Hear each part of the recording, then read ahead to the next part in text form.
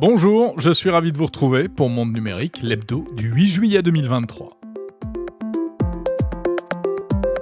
Au sommaire cette semaine, le nouveau réseau social Threads du géant Meta peut-il concurrencer Twitter ? On verra ça avec Lisa de Bernard, qui comme chaque semaine a scruté pour nous l'actu tech.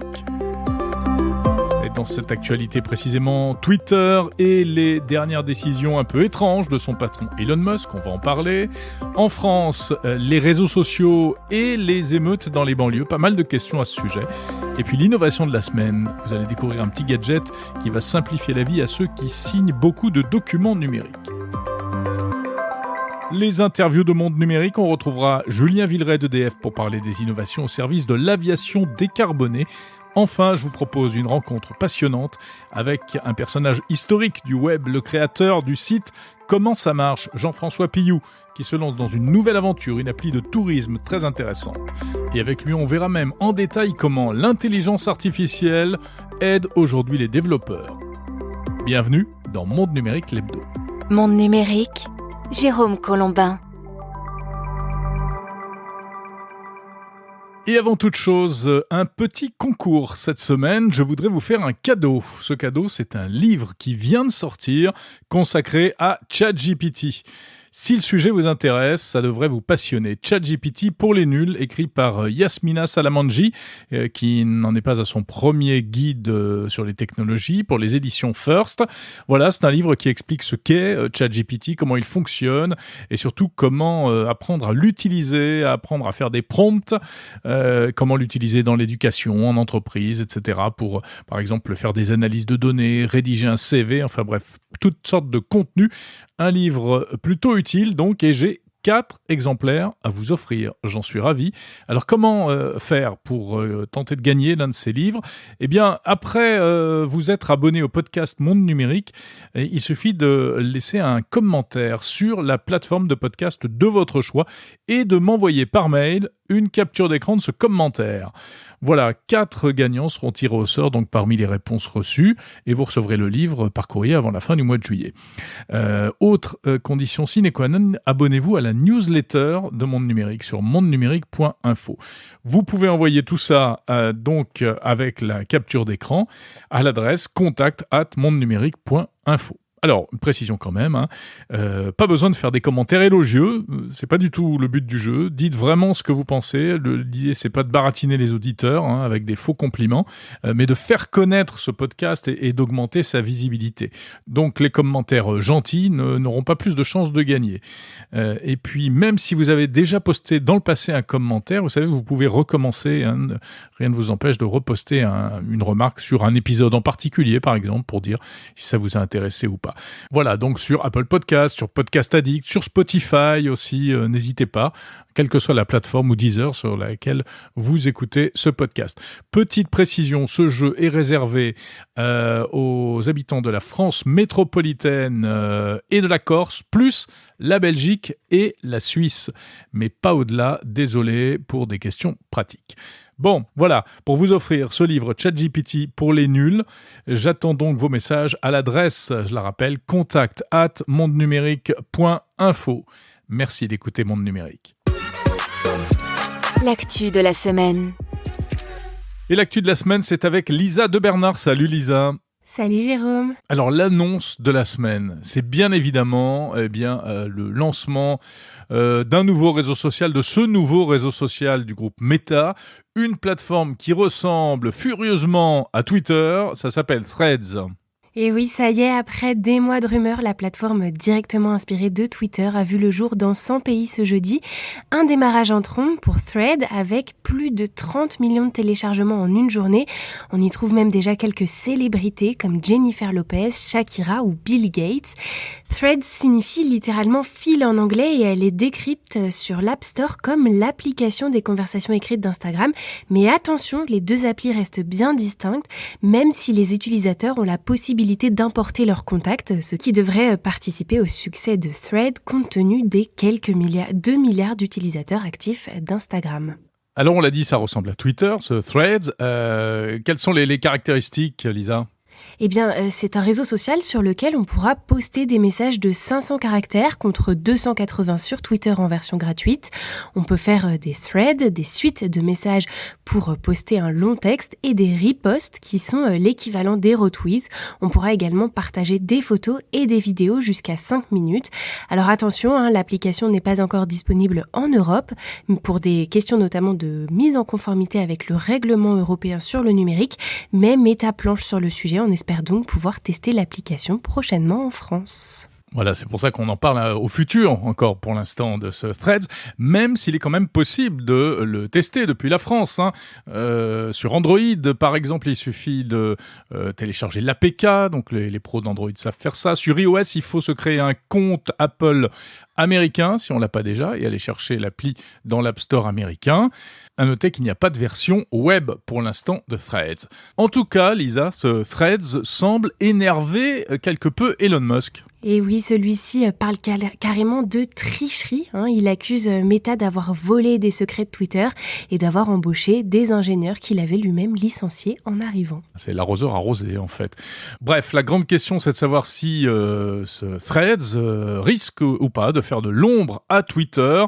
Tu l'as dit, le point fort, c'est le lien avec Instagram et puis toute la puissance du groupe Meta.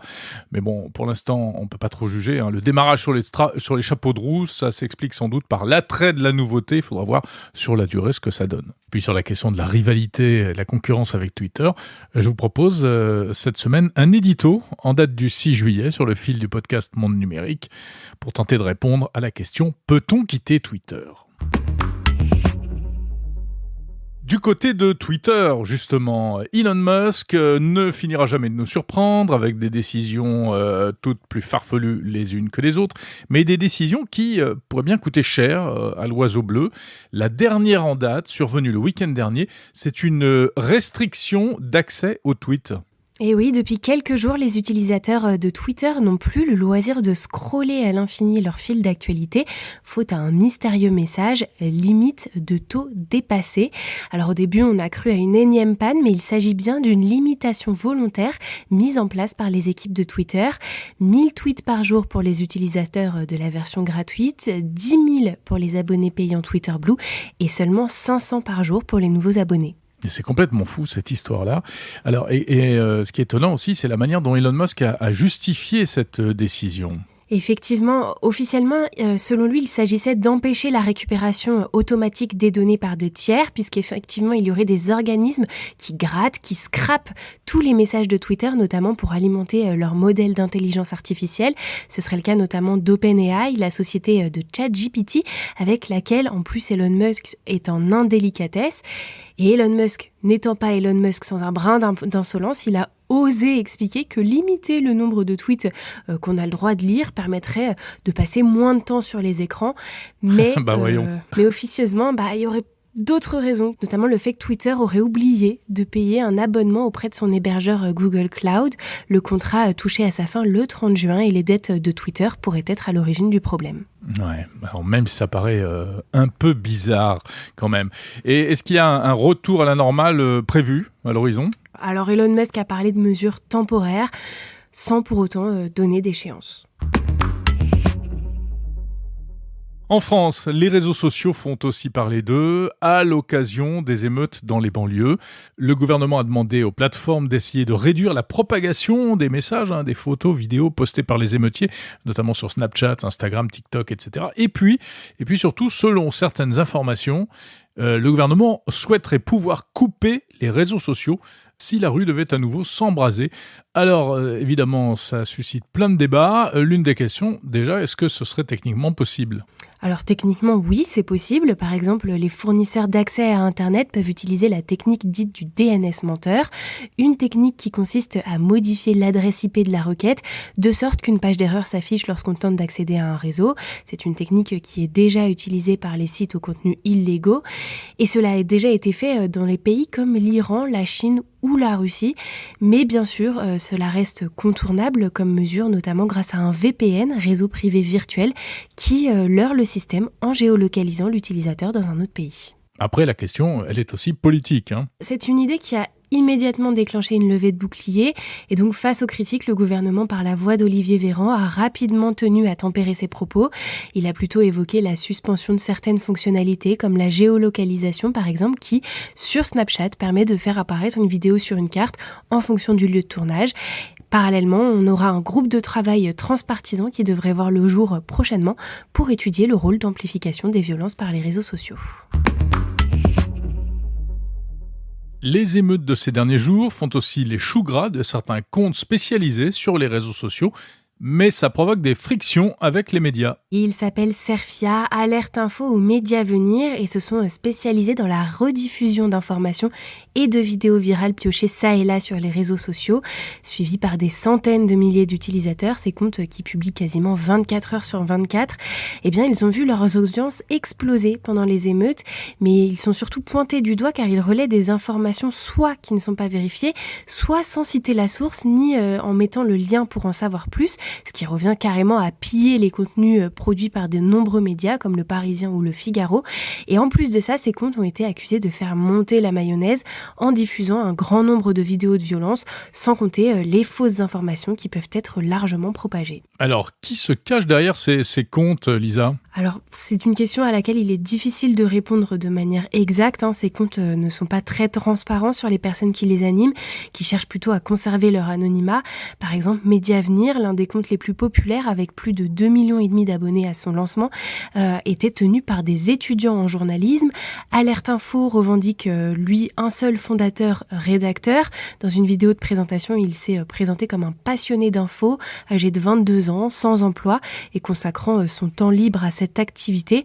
D'autres, en revanche, comme Cerfia, sont plus transparents sur la composition de leur équipe. On y retrouve des profils juniors d'horizons très différents, venant par exemple du monde du marketing ou du business management. Voilà, en tout cas, si vous tombez sur ces comptes, d'ailleurs c'est difficile de pas tomber sur ces comptes si on consulte les réseaux sociaux, si on consultait les réseaux sociaux ces derniers jours. Mais attention, parce que c'est pas parce qu'il y a de jolis logos avec des noms qui laissent penser qu'il s'agit de vrais médias. Ce ne sont pas des sources d'informations 100% fiables, il faut le préciser. Merci beaucoup Lisa de Bernard et je te propose qu'on se retrouve la semaine prochaine. Allez, le rendez-vous est pris. À la semaine prochaine, Jérôme. L'innovation de la semaine. L'innovation de la semaine, c'est une innovation française qui vise à simplifier la vie des professionnels, notamment qui ont beaucoup de documents à signer de manière électronique. Il s'agit d'un tampon connecté qui permet de signer, d'apposer sa signature électronique sur des PDF. Alors ça s'appelle Kimo et cela évite donc d'avoir à imprimer, signer, scanner, renvoyer un document, par exemple un contrat, un devis, un document bancaire, etc., etc. À la place, il suffit d'apposer votre petit tampon qui est un petit appareil de la taille d'un briquet sur l'écran de votre ordinateur ou de votre smartphone et cela aura pour effet d'imprimer votre signature électronique avec une valeur authentique. L'appareil se connecte à votre ordinateur ou votre smartphone en Bluetooth. Au début, il faut l'initialiser. Je l'ai essayé, donc c'est assez facile. Vous entrez vos identifiants, votre signature, le nom de votre entreprise, votre logo éventuellement, comme un tampon encreur normal. Et ensuite, chaque fois que vous recevez un PDF à signer, il faut l'ouvrir dans l'application Kimo et simplement apposer son tampon sur l'écran là où on veut faire apparaître la signature. Donc, c'est une vraie signature électronique certifiée juridiquement. C'est un produit qui est proposé par une start-up qui s'appelle Bystamp, qui a récemment levé 3 millions d'euros via une campagne de crowdfunding. Et l'entreprise entend donc carrément concurrencer les services de signature électronique en ligne qui existent actuellement. La société avance comme argument le fait que c'est encore plus sûr puisque les documents ne transitent pas par le cloud. On n'a pas besoin de les envoyer sur un serveur inconnu. Ils restent en local sur votre ordinateur et c'est le tampon qui garantit l'authenticité de la signature. Il faut dire que l'un des fondateurs de Bystamp vient de la société Ledger qui est spécialisée dans le stockage sécurisé de crypto-monnaies qui avait sorti d'ailleurs des petits porte-monnaies sécurisés, hautement sécurisés pour les cryptos. Ce système se veut également moins onéreux que les services de signature électronique par abonnement puisque là il n'y a pas d'abonnement à payer, on achète le Kimo qui vaut 74 € et puis c'est terminé. On peut en acheter autant qu'on veut et d'ailleurs il faut, si on veut, peut utiliser plusieurs signatures. Bon, la contrainte, c'est qu'il faut néanmoins, chaque fois qu'on veut signer un document, avoir l'application, donc il faut l'avoir téléchargée, installée, etc. En ce qui concerne la sécurité, parce que c'est ça qui est important, il y a un code PIN personnel qui est demandé chaque fois qu'on doit poser son tampon sur l'écran. Et ensuite, ça fonctionne avec un capteur optique. Donc, une innovation plutôt intéressante, ce KEYMO, K-E-Y-M-O, pour une pratique, la signature électronique qui est amenée à se développer de plus en plus. Monde numérique, le meilleur de la tech. Monde numérique, les interviews de la semaine. Dans un instant, vous allez découvrir une application qui permet de localiser des points d'intérêt autour de chez soi et surtout son créateur va nous expliquer comment il l'a conçu. Mais avant cela, on s'intéresse à l'innovation technologique dans le secteur de l'aviation et de l'énergie.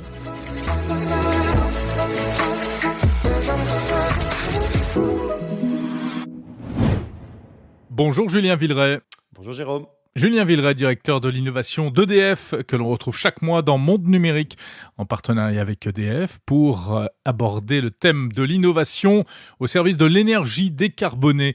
Alors Julien, récemment se tenait le salon du Bourget, le salon de l'aviation, avec beaucoup d'innovations présentées, notamment en matière de décarbonation de l'aviation. Il y a plusieurs pistes, on le sait, qui sont suivies par les professionnels. La première, c'est celle de l'avion électrique, évidemment. Où en est-on dans ce domaine ? C'est un mythe toujours ou ça devient une réalité ? Alors évidemment, la réalité de l'avion électrique, d'abord c'est vraiment quelque chose qui était extrêmement présent au Bourget. Il y avait même un hall entier dédié à la décarbonation de l'aviation et donc derrière à l'aviation électrique. Et en fait, c'est vrai à tous les niveaux de l'aviation. On a signé un partenariat avec une start-up qui s'appelle Aura Aero. Aura comme la région Auvergne-Rhône-Alpes. Et en fait, c'est quoi Aura Aero ? C'est une jeune entreprise toulousaine qui a été fondée en 2018 et qui commercialise des petits avions pour la formation, la voltige, ceux qu'on voit sur les petits aérodromes qui sont répartis dans toute la France. Et donc, ils ont développé un petit avion en version 100% électrique qui présente évidemment plein d'avantages pour les aérodromes, des avantages de coût, des avantages de bruit, etc. Parce que, il faut le savoir, une des principales problématiques des aérodromes aujourd'hui, c'est le bruit. C'est-à-dire que les riverains détestent le bruit de ces petits avions avec lesquels les gens font de la voltige. Donc bref, c'est un avion qui est commercialisé l'année prochaine, donc c'est maintenant tout de suite. Et évidemment, ça pose la question de la recharge. Avion électrique, ça veut dire recharge. Et donc, nous, on a passé un partenariat avec eux pour les aider à développer une stratégie de recharge et donc venir équiper en borne de recharge pour les avions les différents aérodromes. Il faut d'ailleurs savoir que la France, juste après les États-Unis, est le pays où il y a le plus d'aérodromes et d'aéroports au monde. C'est quand même assez incroyable. J'ai appris ça à cette occasion. Mais c'est vrai qu'il y en a dans plein de régions de France, en fait, entre deux montagnes. Parfois, on découvre des petits aérodromes comme ça. C'est étonnant. Exactement. Et l'enjeu principal pour Aura Aero, c'est le coup d'après. Et le coup d'après, c'est un avion régional hybride qui fait 19 places à peu près, qui s'appelle ERA, qui est prévu pour 2028. Et d'ailleurs, on pouvait voir la cabine et le cockpit pour la première fois au Salon du Bourget. Et là, l'idée, c'est d'avoir là, pour le coup, vraiment un avion régional pour faire des connexions entre des villes qui aujourd'hui ne sont pas très bien couvertes ou très bien connectées, avec donc peu de place, mais petit, peu polluant, puisqu'électrique, est capable d'atterrir sur des pistes courtes, donc les pistes des aérodromes, et donc tout ça a un coût totalement maîtrisé. Et on voit que ça peut être un vrai avenir de l'aviation d'affaires ou de l'aviation de point à point entre des villes moyennes, qui sont aujourd'hui plus du tout couvertes. Très clairement, toutes les grosses compagnies sont parties. Donc on voit que dans cette aviation de loisirs et de business, mais d'aviation d'affaires, finalement, il y a un vrai avenir pour l'avion électrique. Et c'est plutôt réjouissant de faire partie de cette révolution. Donc effectivement, il faudra demain des bornes de rechargement. Un avion électrique, on peut imaginer que ça se recharge en combien de temps, on sait déjà ? Alors ça dépend complètement évidemment de la puissance de la batterie et de la puissance de la recharge, mais les avions de loisirs dont je parlais tout à l'heure, par exemple, ça se recharge à peu près à la même vitesse qu'une voiture, qu'une Tesla par exemple, si on veut prendre un modèle bien connu, avec un superchargeur, c'est-à-dire qu'on arrive à recharger la batterie en 2, 3, 3 heures à peu près, selon la taille de la batterie, parce qu'en fait, c'est des batteries qui font à peu près la taille et le poids des batteries automobiles. Donc là, c'est évidemment pour l'avion de loisir. On imagine bien que pour le 19 places dont je parlais, il va falloir des recharges là, qui sont plus des recharges liées à des grosses batteries et donc à des puissances qui sont largement supérieures. On parle de puissance jusqu'à 900 kW. Et donc là, on est plutôt dans les systèmes de recharge prévus pour les camions, par exemple, qui sont aujourd'hui en train de se développer sur nos autoroutes. Et ce serait, dernière question sur ces petits avions électriques, ce serait des véhicules, enfin des avions avec quelle autonomie ? Alors aujourd'hui, les premiers avions ont une autonomie totale de 1 heure, ce qui, en tenant compte des marges de sécurité, globalement donne une autonomie de 30-40 minutes en vol, ce qui est en fait beaucoup, parce que ça correspond largement, c'est même supérieur à la durée moyenne de ces vols de loisirs. Pour l'avion interrégional dont je parlais tout à l'heure, là c'est plutôt 1 heure en vol, entre 45 minutes et 1 heure en vol qui est visée. Et donc là, ça permet de faire du point à point à peu près partout en France.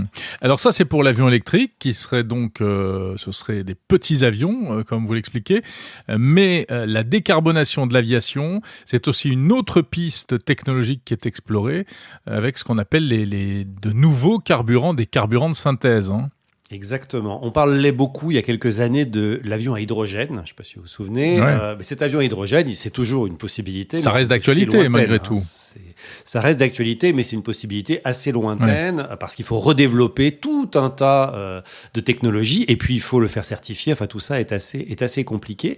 Et donc, ce qu'imaginent les compagnies aériennes et le monde de l'aviation en général, c'est que en attendant l'arrivée de cet avion supposé à hydrogène, on va pouvoir utiliser des fuels de synthèse, c'est-à-dire des fuels qui sont comme ceux qu'on met aujourd'hui dans les réservoirs des avions, donc ni plus ni moins, c'est les mêmes, sauf qu'ils ont été produits de synthèse avec du CO2 et de l'hydrogène. Donc pas besoin de changer de moteur. Pas besoin de changer de moteur, pas besoin de changer la technologie d'avion. Il y a déjà, d'ailleurs, vous ne le savez peut-être pas, mais il y a déjà ces e-fuels en toute petite partie dans les réservoirs des avions que vous allez peut-être prendre cet été pour partir en vacances. C'est déjà une réalité. Mais évidemment, l'idée, c'est que si on veut décarboner réellement le transport aérien, il faut remplir les réservoirs au maximum avec ce type d'e-fuel, donc fabriqués à base de CO2 et d'hydrogène, décarbonés. Donc à la fin, ce sont des fuels qui ne représentent pas d'émissions de carbone d'origine fossile. Il y a une obligation, il faut le savoir, validée par la Commission européenne qui s'appelle Refuel EU Aviation.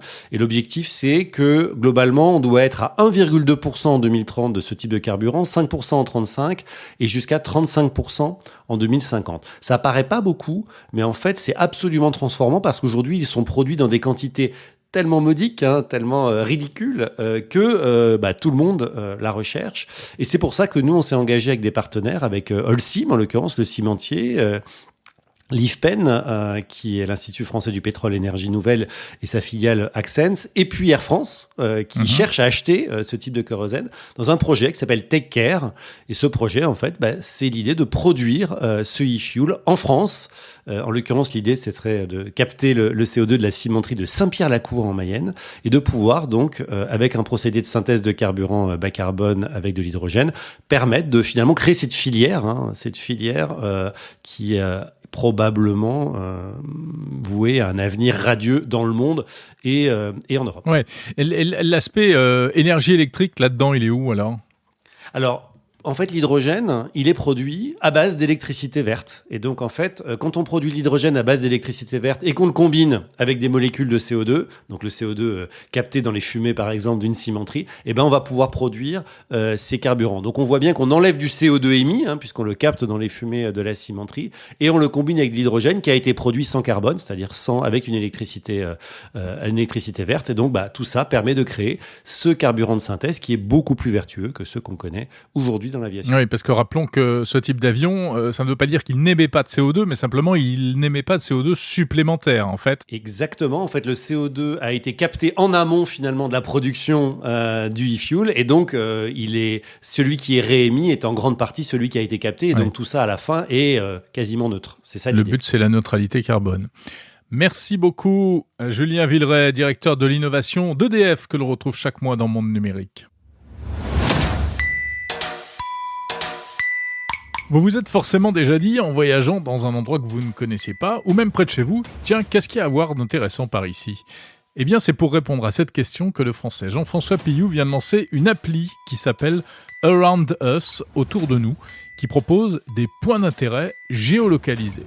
Et ce qui est intéressant, c'est que cette appli gratuite a été conçue à partir de données en open source et entièrement par programmation informatique, automatisée notamment avec de l'intelligence artificielle. Il faut dire que son créateur en connaît un rayon, puisque c'est un historique du web, un développeur et entrepreneur. On va l'écouter tout de suite. À noter que cette interview vous est proposée en version intégrale dans la version premium de Monde Numérique l'Hebdo, version longue, ou bien en épisode séparé en date du 11 juillet 2023. Un très long entretien passionnant qui aborde plein d'aspects, et notamment l'histoire de comment ça marche, et aussi des conseils pour utiliser l'IA et des réflexions sur tout ce que ça change, entre autres pour les développeurs. Bonjour Jean-François Pilloux. Bonjour Jérôme. Vous êtes créateur, entrepreneur, geek avant tout, et notamment créateur d'un site que tout le monde connaît aujourd'hui, qui s'appelle Comment ça marche. Comment ça marche, c'est une plateforme historique du web français. C'est ça qui, c'est cette passion pour le code et pour la création informatique sous toutes ses formes qui vous a amené à un autre projet qui est plus d'actualité, dont on va parler maintenant. C'est un site et des applis que vous avez lancés qui s'appelle Around Us. Qu'est-ce que c'est que Around Us ? Alors, Around Us, le principe, c'est surtout des applis, mais effectivement, il y a une version web qui permettent, où qu'on soit dans le monde, de trouver les 10 choses à faire ou à voir autour de soi. Donc, il y a 2 principes très forts. C'est que, 1, je ne montre que 10 choses et j'ai enlevé tout ce qui est superflu. C'est-à-dire que quand vous ouvrez une application comme Google Maps, il va vous dire à côté qu'il y a un salon de toilettage, un vétérinaire, je sais pas quoi, un coiffeur. Oui, c'est très intéressant, mais c'est pas forcément ce qu'on cherche si on fait du tourisme. Exactement. La plupart du temps, ça nous sert pas. Et quand on en a besoin, on va le chercher. Ce qui est important quand on va quelque part, c'est pas tant les hôtels ni même les restaurants, c'est en premier les choses à voir. Oui, bien sûr. Je classe les choses à voir et je mets en avant ceux qui sont les plus intéressants. Intéressants étant ceux qui intéressent le plus de monde. Ouais. Alors là, je suis sur l'application Around Us, justement. On est à Montparnasse, c'est là où on enregistre. Et effectivement, il me propose comme premier point d'intérêt la tour Montparnasse. Forcément. C'est vrai que ça se visite. Il y a une fontaine Wallace aussi, je sais pas où elle est, sans doute pas très loin d'ici. Le théâtre de Poche, l'église Notre-Dame de je sais pas quoi, c'est pas Notre-Dame de Paris. Notre-Dame des Champs, bien sûr, c'est de l'autre côté de la rue. Enfin voilà. Et tout cela présenté avec une vue satellite, en fait. Absolument. Je dézoome pour voir les différents points d'intérêt. C'est ça. En fait, si on dézoome, du coup, on élargit le rayon d'action. Et il va nous montrer d'autres choses. C'est-à-dire que si on dézoome sur le 15e arrondissement, il va nous montrer les 10 choses à voir dans le 15e. Si on dézoome encore et qu'on prend tout Paris, évidemment, on va voir la Tour Eiffel, le Sacré-Cœur, je sais pas, le Louvre, Bien etc. sûr. Et ce sera toujours limité à 10 pour ne pas surcharger la visibilité. En fait, c'est limité à 10, mais si on scrolle, on peut voir les 10 suivants, puis les 10 suivants, puis les 10 suivants, jusqu'à 8 millions de points d'intérêt. Ah ouais, d'accord. Ça élargit le champ d'action. Il y a 8 millions de choses à voir dans le monde dans l'appli. Pourquoi est-ce que vous avez créé cette appli ? Parce que c'est pas du tout votre business. Enfin, vous n'êtes pas dans le tourisme, ni dans je sais pas quoi, ni dans les applis particulièrement, etc. Non, alors déjà, je lance pas pour un business. Moi, j'aime bien lancer les choses parce que ça me plaît. D'ailleurs, il n'y a pas de pub dessus. C'était juste pour rigoler au début. Oui, c'est ça. Je commence toujours comme ça. Je commence pour faire les choses parce que ça m'amuse. En fait, c'est comme il y a des gens qui aiment bien faire des jeux vidéo. Et donc, ils créent des villes, des parcs d'attractions, etc. Ils attirent des visiteurs. Moi, je crée des sites et ça sert aux gens, mais en vrai, donc c'est encore un petit peu plus drôle. Il y en a d'autres qui font des vidéos YouTube, des podcasts, des choses comme ça. Voilà. C'est une passion avant tout et j'aime bien dire je suis plus un artisan du web qu'un entrepreneur. Après, c'est sûr que quand une appli a des millions de personnes qui finissent par l'utiliser, ça finit par coûter, donc il faut la rentabiliser.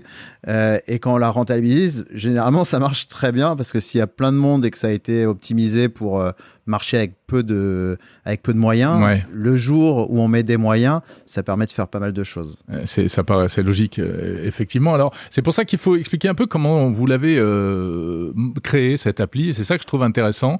Au départ, vous êtes parti de données qui sont en libre accès, qui sont gratuites, en fait. C'est ça. En fait, je parcours j'ai des serveurs qui crawlent le web, comme Google le fait, et je sélectionne en premier lieu les sources qui sont libres, ouvertes. Mm-hmm. Donc, les deux principales sources d'informations dans l'appli, c'est Wikipédia et OpenStreetMap, dont on parle moins, et qui répertorie finalement tous les objets avec des coordonnées qui sont quelque part sur cette terre. Oui, c'est une espèce de Google Maps, mais en open source et accessible à tout le monde. Absolument. La seule chose, c'est qu'il y a tout dedans. C'est-à-dire que le moindre réverbère, le passage piéton est noté dedans. C'est un truc de dingue. Les poubelles sont notées dedans. Ah ouais. Mais si j'affichais tout, quand on affiche tout comme Google Maps, on n'affiche rien. C'est-à-dire on ne trouve plus rien. Bien sûr. Moi, je ne prends là-dedans que ce qui vous intéresse. Voilà, ce qui m'intéresse. Et ce qui m'intéresse, c'est ce qui a un intérêt touristique. Mm-hmm. Donc, un menhir, ça a un intérêt touristique. Un musée, oui. Une pharmacie, non. Mm-hmm. C'est un service, on en a besoin, mais on ne va pas dans une ville pour voir des pharmacies. Sauf si la pharmacie a un caractère, je ne sais pas quoi, monument historique classé. Donc, le choix est là-dessus. Et donc, j'ai beaucoup bossé là-dessus pour me dire qu'est-ce que je prends ou je ne prends pas. Donc, j'ai eu des cas de conscience. Est-ce que je mets les stades ? Donc, les stades connus, je les mets. Le petit stade de quartier, je ne le mettrai pas dedans. D'accord. Bon, voilà, pareil pour plein de choses. Ce qui veut dire qu'il y a toute une partie automatique. Et Tout est automatique. Oui, mais il y a une intervention humaine. À un moment, c'est vous qui décidez de sélectionner tel ou tel point d'intérêt. C'est moi qui, conditionne l'algorithme pour dire, et donc on touche à l'intelligence artificielle, c'est-à-dire faut entraîner une intelligence artificielle et lui dire ça c'est bien, ça c'est pas bien, et elle finit par apprendre et aller choisir les bons points d'intérêt. D'accord. Et elle apprend en continu, c'est-à-dire si un jour on lui dit bah tiens finalement les toilettes publiques tu les mets, elle les met. Ouais. Alors aujourd'hui Orlanda c'est disponible en version web. C'est ça. Et puis sous forme d'appli, iOS et Android. Absolument. Ouais. C'est gratuit ?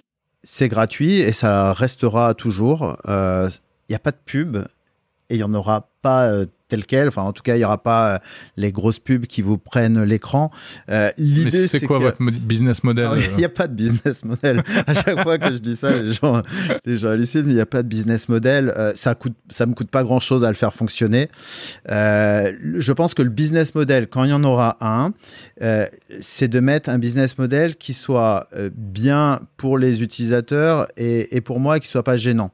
Donc, par exemple, quand vous allez voir des musées, ce qu'on veut, une fois qu'on a repéré le musée, c'est acheter les billets. Et donc là, l'idée, c'est de pouvoir acheter les billets par l'appli. Et comme à chaque fois qu'on achète quelque chose, si on apporte un client au musée, il y a une commission de 1 ou 2 euros qui revient à la plateforme qui a apporté le service. Donc ça pourrait être un mode de rémunération. Dedans, il y a plein de choses qui sont... Par exemple, les restaurants et les hôtels sont... En fait, mais ils sont masqués. Si vous cherchez restaurants, ça va vous montrer les restaurants, etc. Et donc, pareil, une fois que vous avez trouvé le restaurant, vous voulez réserver une table.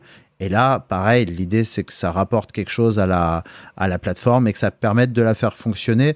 L'idée, c'est quand même que ça reste accessible à tout le monde, n'importe qui, même quelqu'un qui n'a pas les moyens peut l'utiliser. Après, il n'est pas obligé de réserver par l'appli, mais il faut que ça reste gratuit. Et il n'y a pas non plus de...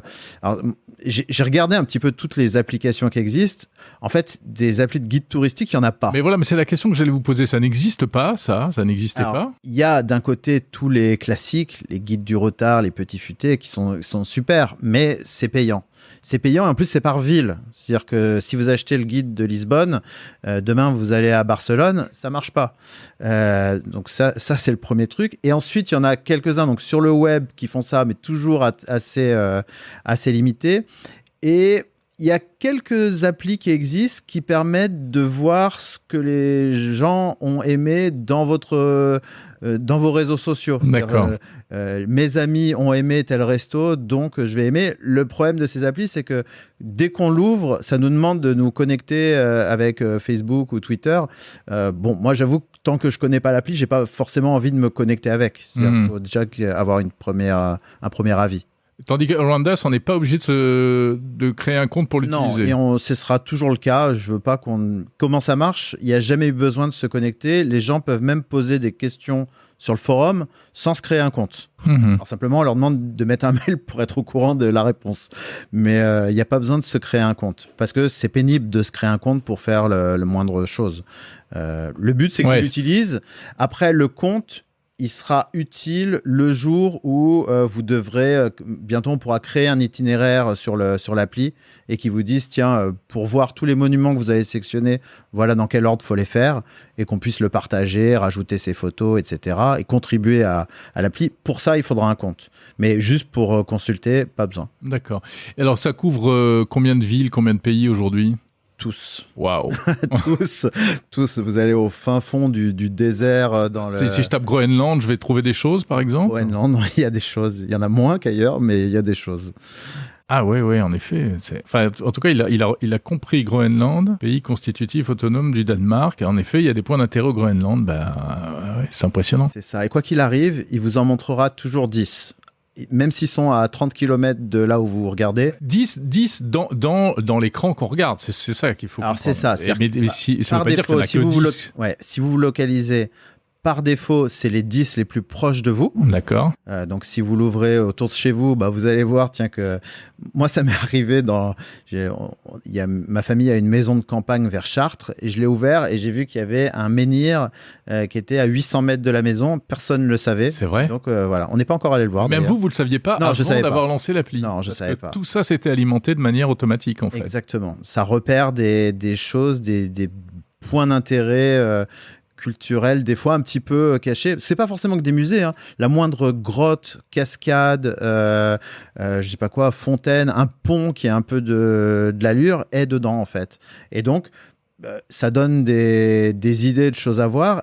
Et j'utilise ensuite les outils d'IA, ChatGPT et compagnie pour aller créer automatiquement les fiches de ces lieux, mais je les crée pas en mode vas-y crée-moi une fiche sur la Tour Eiffel. Je lui donne toutes les infos qu'il faut mettre dedans parce que je les connais et je lui demande à partir de ça tu me construis un guide. Donc les informations qu'il y a dedans a priori sont bonnes. En tout cas, c'est celles de Wikipédia. Oui, elles viennent de Wikipédia. Vous faites une espèce de on va dire de copier-coller, de résumé. Non, un résumé, un résumé parce qu'en fait, sur pas mal de monuments, les monuments connus, la fiche Wikipédia, elle fait 30 pages de long et on n'a juste pas envie de savoir tous les détails de chaque boulon de la Tour Eiffel. Ce qu'on veut savoir, c'est en gros, je suis dans un pays, tiens, il y a une tour, c'est quoi quand elle a été construite, elle fait quelle hauteur. Ces infos, ils sont. Après, si on en veut plus, il y a le petit bouton qui permet d'aller lire la fiche Wikipédia dans sa langue et on peut en savoir plus. D'accord. Et donc ça a été automatisé également. Ça marche. Moi, quand je crée des trucs, le but c'est. En même temps, je suis un gros bosseur. J'aime bien lancer des trucs comme ça. En même temps, je suis un gros fainéant et j'aime bien que ça marche tout seul sans moi. Donc, ça marche tout seul avec les algorithmes aujourd'hui. Et demain, ça marchera tout seul avec les algorithmes plus les utilisateurs. C'est-à-dire qu'à court terme, ce que je veux, c'est que les gens puissent modifier, mettre un commentaire, mettre une anecdote sur un monument qu'on connaît pas. Parce que les gens du coin savent. Oui. Et ils savent mieux que n'importe quel guide touristique. Oui, mais là, après, il faut vérifier. Enfin, on peut mettre n'importe quoi. C'est tout le problème du collaboratif. C'est ça. Donc, le but, c'est d'aller, laisser faire des choses aux gens, des choses un peu anodines. Vous voyez, faire des likes, un commentaire, etc. Et les gens qui sont là depuis des mois, qui ont mis des milliers de likes, c'est des gens qui sont crédibles. En tout cas, ils sont à fond dans l'appli et ça devient leur outil. Donc, ils ne vont pas dégrader quelque chose. Oui, c'est comme Waze, en fait. Comme Waze ou même comme les gens qui participent à une association. Quelqu'un qui vient d'arriver dans une association, on ne le connaît pas. Quelqu'un qui est là depuis 2 ans, on peut lui donner les clés du local, il va rien se passer dans la nuit parce que c'est son association, c'est son intérêt que ça perdure dans le temps. Ouais. Alors c'est intéressant que vous parliez de ça parce que finalement j'aimerais bien avoir votre avis aussi, Jean-François Pillou, sur au-delà de cela, sur toutes ces années écoulées que vous avez vues. Vous et moi, on est un peu des vieux de la vieille. Dinosaures du web. Ouais, voilà. Et comment est-ce que vous, quelles ont été les étapes les plus marquantes selon vous depuis les années 90 ? C'est une bonne question. Surtout, c'est une bonne question là depuis quelques mois. Parce que on est en train de vivre la révolution de l'intelligence artificielle, les modèles de langage qui arrivent. Et pour moi, cette révolution-là, c'est la plus importante et je dirais la plus brutale de toutes. Moi, j'ai commencé donc en 99. J'ai découvert Internet vers 96-97. À un moment donné, je me suis dit, il faut que j'en sois. Donc, je vais créer un site web. Quasiment au début où c'est arrivé en France. C'est ça. Voilà. Moi, j'ai découvert assez tôt et assez vite, j'ai fait un site. Et ensuite, on a vu pas mal d'autres choses. Il y a eu le Web 2, c'est un peu plus dynamique. Voilà, les blogs, tout ça. Les blogs, on discute. Le mobile, ça a été quand même grosse rupture. Un gros changement. Les réseaux sans fil, le Wi-Fi, etc. On pouvait regarder ailleurs que sur un ordinateur fixe. C'est quand même quelque chose. Les réseaux sociaux. Ouais. Et pour le coup, j'avoue que cette vague-là, je l'ai un peu laissée de côté. Les applis, d'ailleurs, j'ai pas réussi. Parce qu'en fait, comment ça marche ? C'est un site où on vient quand on a des problèmes. On a une question, on la pose, on revient. Mais on va pas les partager à la terre entière. Regardez, j'ai réussi à réparer mon ordi. Ça se partage pas sur les réseaux sociaux. C'est sûr. Donc, ni les applis, ni les réseaux sociaux, ça marche pour comment ça marche. Ouais, c'est pas très instagrammable. Hein. Ouais, voilà. Alors c'est vrai que pour le coup, là, on a cette révolution de l'IA et je me suis dit, tiens, sur quoi ça pourrait fonctionner ? Et c'est vrai que le tourisme, alors ça marche pour tout le monde, les petits, les grands, ça marche dans tous les pays du monde, ça marche sur les réseaux sociaux, parce qu'on a envie de partager les belles choses qu'on voit, qu'on découvre, etc. Et il y a besoin d'une appli pour le faire, parce que ça faut être en nomade, faut la localisation. Donc finalement, ça réunit un petit peu le meilleur de tous ces mondes-là.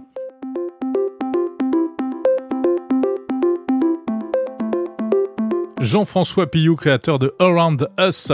Et encore une fois, je vous invite vraiment à écouter l'interview version longue qui est passionnante, un très grand format. On est allé au fond des choses, en même temps c'est très concret, ça devrait vous plaire.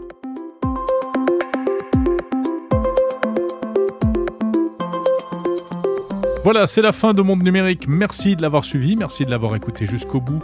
Merci pour votre fidélité. Je vous rappelle le concours pour gagner un exemplaire du livre ChatGPT pour les nuls. C'est très simple, vous postez un commentaire sur votre plateforme d'écoute, vous me faites un petit screenshot et vous me l'envoyez par mail après vous être abonné à la newsletter. Tout ça sur le site mondenumérique.info. Monde Numérique s'écoute en podcast, sur YouTube, sur les assistants vocaux également. Je vous souhaite une très bonne semaine. Je vous retrouve dans 8 jours pour un nouvel épisode de l'Hebdo. Salut!